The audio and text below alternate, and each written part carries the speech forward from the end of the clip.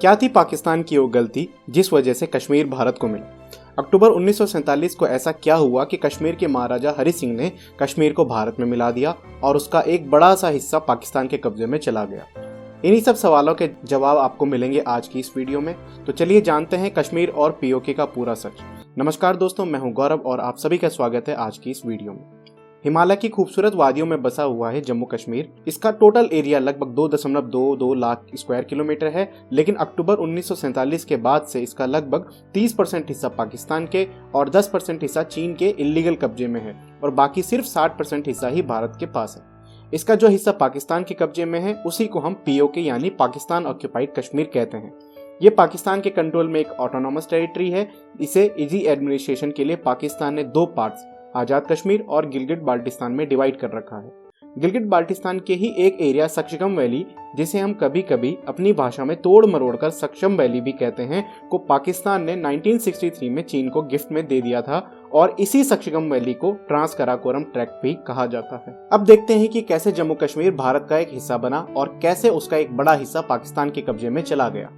बात है 1947 की, जब इंडिया पाकिस्तान का बंटवारा हुआ था। ब्रिटिशर्स ने उस टाइम पे जितनी भी रियासतें थी उन्हें छूट दी थी कि पार्टीशन के बाद वो चाहे तो इंडिया को ज्वाइन कर सकती हैं, चाहे पाकिस्तान को, या फिर वो चाहे तो इंडिपेंडेंट भी रह सकती हैं।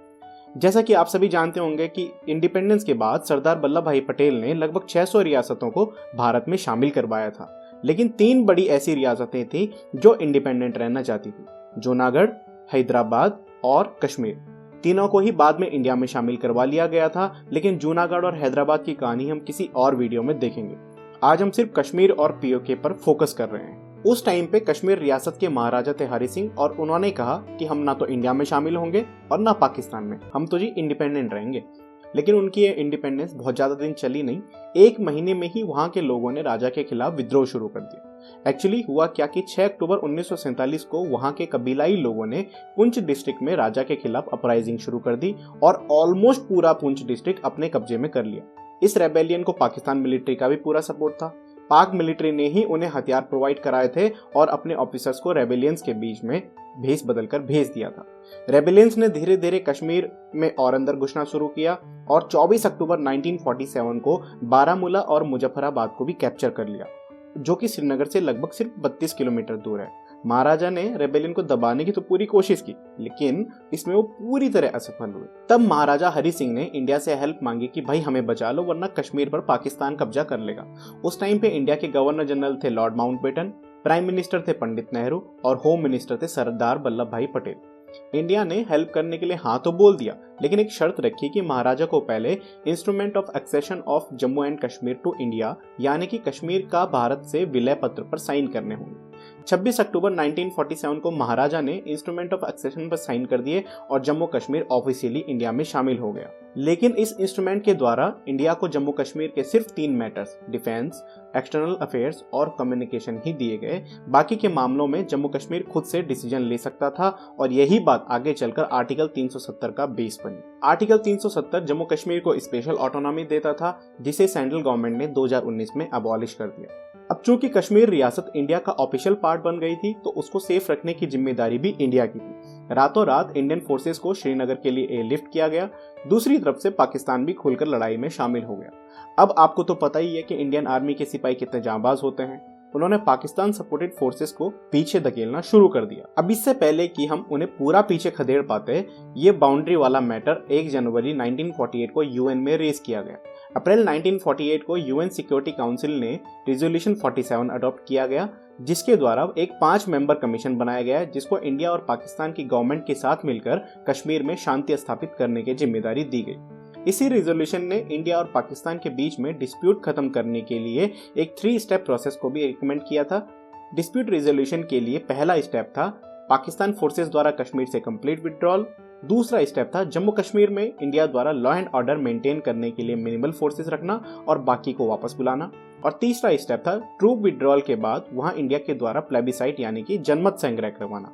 अब चूंकि पाकिस्तान फोर्सेस ने कभी विड्रॉल नहीं किया, तो वहां कभी प्लेबिसाइट हो ही नहीं पाया और ये मुद्दा अब भी जब तक उभरता रहता है। फाइनली 1 जनवरी 1949 को ऑफिशियल सीज फायर लागू किया गया और जो फोर्सेस जहां थी वहीं रुक गई। उस टाइम तक कश्मीर वैली, जम्मू का ज्यादातर हिस्सा और लद्दाख इंडिया के कंट्रोल में था और गिलगिट बाल्टिस्तान और वेस्टर्न कश्मीर वाला एरिया पाकिस्तान के कब्जे में था।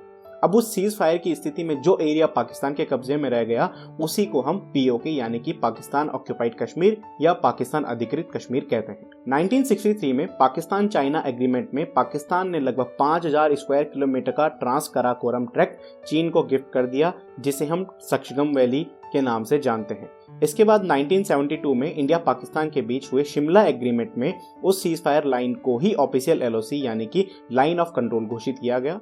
शिमला एग्रीमेंट में ही दोनों देशों ने यह डिसाइड किया कि कश्मीर का मुद्दा हम आपस में मिलकर सुलझाएंगे और किसी भी तीसरे देश को इसके लिए बीच में नहीं लाएंगे। अब देख लेते हैं कि वहां की करंट सिचुएशन क्या है। 22 फरवरी 1994 को इंडियन पार्लियामेंट में एक रेजोल्यूशन पास किया गया जो कहता है state of Jammu and Kashmir has been is and shall be an integral part of India, यानी जम्मू कश्मीर हमेशा से भारत का एक अभिन्न अंग था, है और रहेगा। 5 अगस्त 2019 को इंडियन गवर्नमेंट ने एक प्रेसिडेंशियल ऑर्डर के द्वारा आर्टिकल 370 जो कि जम्मू कश्मीर को स्पेशल स्टेटस देता था को ही खत्म कर दिया। सेंट्रल गवर्नमेंट ने पार्लियामेंट द्वारा pass Jammu Kashmir state reorganisation act को 31 अक्टूबर 2019 को लागू किया, जिसके द्वारा जम्मू कश्मीर राज्य को 2 union territory Jammu Kashmir and Ladakh में डिवाइड कर दिया। इसके अलावा इस एरिया की जियोपॉलिटिकल सिग्निफिकेंस इतनी है कि चीन ने सीपीईसी यानी चाइना पाकिस्तान इकोनॉमिक कॉरिडोर पर $60 बिलियन इन्वेस्ट किए हैं, जो कि पीओके से ही होकर गुजरता है। फाइनली कश्मीर की पूरी हिस्ट्री जानने के बाद एंड में हम ये कह सकते हैं कि पीओके इंडिया का एक इंटीग्रल पार्ट है और इसे पाकिस्तान ने इलीगली ऑक्यूपाई किया हुआ है। दोनों देशों में शांति बढ़ाने के लिए पाकिस्तान को पीओके इंडिया को वापस कर देना चाहिए। तो ये थी कश्मीर और पीओके की हिस्ट्री। आई होप आप लोगों को ये वीडियो पसंद आई होगी। ऐसे ही और भी इंटरेस्टिंग फैक्ट्स और ट्रिविया को जानने के लिए please like, share and subscribe to the channel. मिलते हैं नई वीडियो में नए टॉपिक के साथ, तब तक के लिए गुड बाय, धन्यवाद, शबा खैर।